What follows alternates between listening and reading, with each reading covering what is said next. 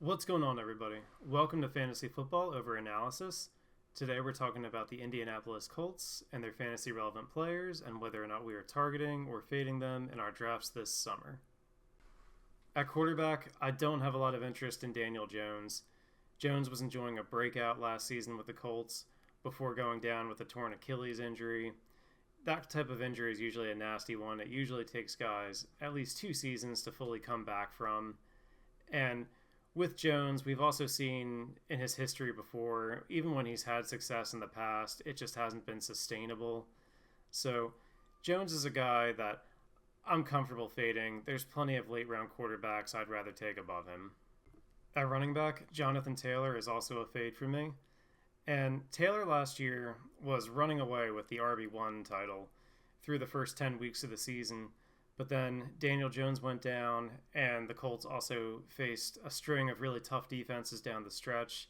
And after week 10, Jonathan Taylor only finished as an RB1 one time.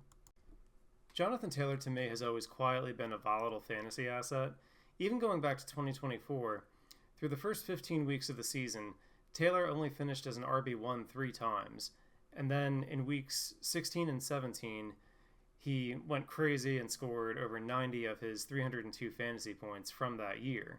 And while that certainly won a lot of people their fantasy leagues, you could also wonder through weeks 1 through 15 how many owners did Taylor cost even a chance at the playoffs by not delivering as an RB1 through the majority of those weeks. And none of this is to be a knock on Taylor talent-wise.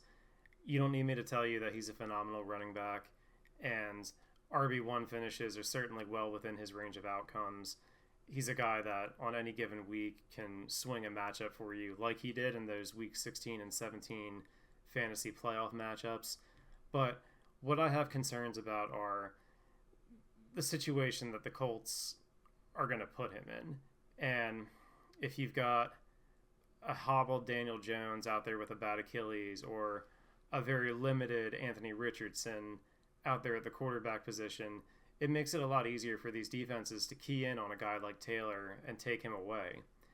And on those weeks that Taylor does disappear, it is going to hurt you. And in the first round of your fantasy drafts, I like to minimize the risk there.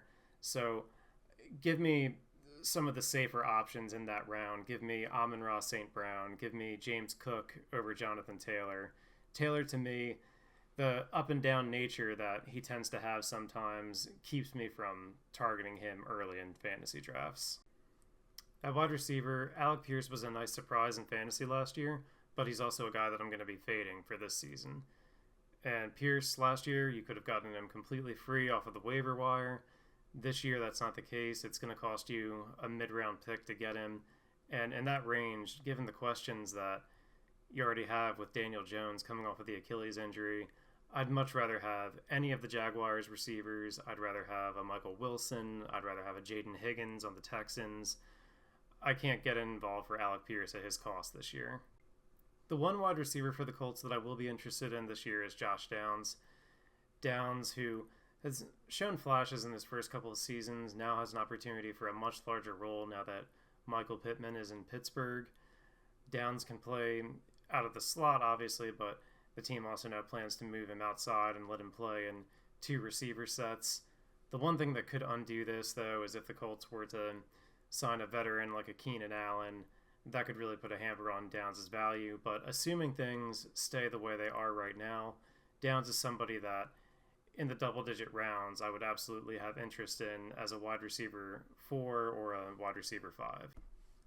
At tight end, Tyler Warren finished his rookie season as the tight end 4 in fantasy. And with Warren, you've got similar concerns here that you do with Alec Pierce. And they all tie back to the environment that's going to be there for the Colts with Daniel Jones on a bad Achilles. Now, Warren had such a great floor last year. There weren't many games that he didn't produce double-digit fantasy points. And again, he's another one that's should be benefiting from the absence of Michael Pittman.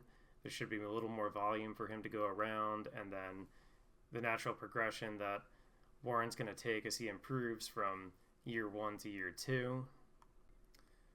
The question with Warren is whether or not you consider him to truly be a fantasy elite tight end with the likes of Brock Bowers, Trey McBride, Colson Loveland, or if he's in the tier below with the Harold Fannin, Sam Laporta types. And for me, I tend to lean that he's more in the second tier this year. And again, not an issue with talent, but more situation. And generally speaking, like, I don't like taking that mid tight end tier group. If I miss on the top end, the Bowers, the McBrides, the Lovelands, then I feel much better about going for the late round tight ends than spending a 5th, 6th, 7th round pick to try to get into the mid tier of tight ends. That's more likely than not to be underwhelming. But that being said, if there was one of those guys from that mid tier that I would take a shot on, it absolutely would be Warren. I think he's going to have the decent floor, and there's going to be upside for him to do a lot more. Really, for Tyler Warren to be a top 4 tight end, Daniel Jones just needs to be decent. He doesn't need to be great, he just needs to be decent. Show up every week and provide competent quarterback play. Competent quarterback play is going to have Warren finishing as a top 5 tight end, and if he runs hot with touchdowns, maybe there's upside for more. That's going to do it for this one, guys.